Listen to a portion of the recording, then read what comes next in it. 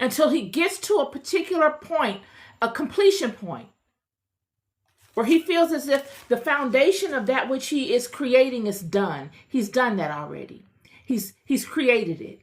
And now he sits and he reflects and examines that which he has created. The Bible doesn't say that God reflected and didn't like it and he took this out and replaced it with that. It doesn't speak to that. Why? Because in the heavenly realms, they don't speak to ignorance and loss, depravity, subtractions. They don't speak to that. We spoke to this in the book of Enoch. I believe it was Enoch or Baruch, where Enoch is saying, in the heavenly realms, we don't speak to the negatives. We're seeing that here in the Bible. Surely there were things that God put together that he had in mind initially that did not form well with the greater vision when he was done, and he eradicated and replaced. But that does not get added to the Bible because it doesn't matter. It was added in a time where it didn't matter. It did not take root. It is as if the Bible is conveying in chapter 1, verse 31, and God saw everything that he made, and behold, it was very good. It's as if this very good portion of it is there to signify something. It's there to say,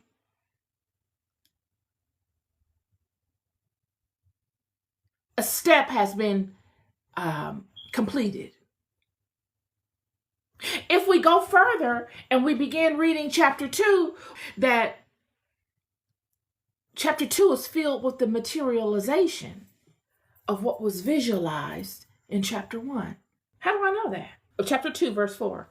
These are the generations of the heavens and of the earth when they were created in the day that the Lord God made earth and the heavens. And every plant of the field before it was in the earth, and every herb of the field before it grew.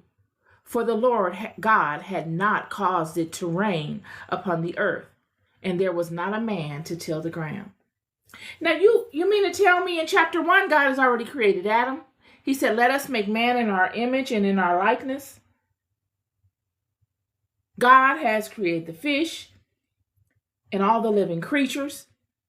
God created the herb and gave directive as to who eats it and all sorts of things. Yet in chapter 2, and at the end of chapter 1, God says after he did all these things, he was happy. And then chapter 2 begins, and chapter 2 says in this first opening statement, thus the heavens and the earth were finished and all the host of them. And on the seventh day, God ended his work which he had made, and he rested on the seventh day from all his work which he had made. And God blessed the seventh day and sanctified it, because that in it he had rested from all his work which he created, which God created and made. It's as if when he was happy with his creation in chapter 1, something began to happen. Wheels began turning. It went from mental to becoming implemented. And when God ceased from firing up that mental engine and editing that idea that he initially had and formed in Genesis chapter 1, it allowed this wheel to continue to throttle and to move and to begin creating. God in chapter 3 would begin the materialization process. Why and how? Not even why, but how. How would God begin the materialization process in chapter 3? By resting. By resting, paying it no attention. He's already come to the conclusion that he's happy with it. He blesses it. How does he bless it? He invokes feeling. He speaks a word over it. God blessed the seventh day and sanctified it. He's flattened it out, brought it down into condensed form. When he thinks of it as a total form. And his feeling flattens it. His feeling of goodness that he has of it draws it into the physical reality. It brings it down into the world of light.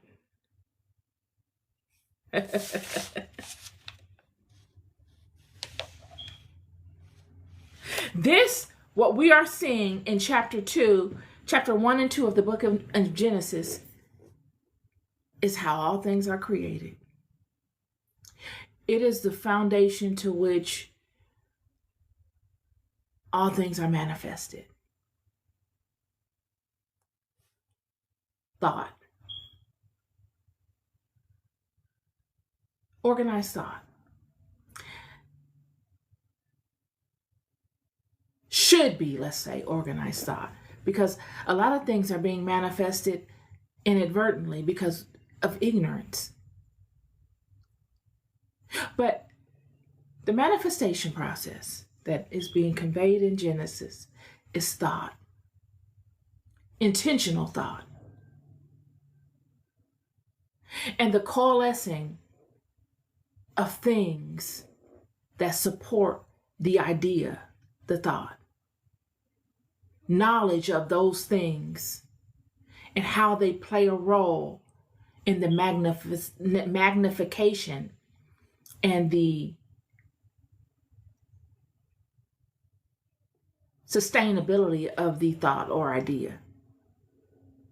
Grouping things, categorizing them, labeling them, giving them a name, giving them time to be active and time to rest, giving them parameters, regions, places that they will live, things that they should eat,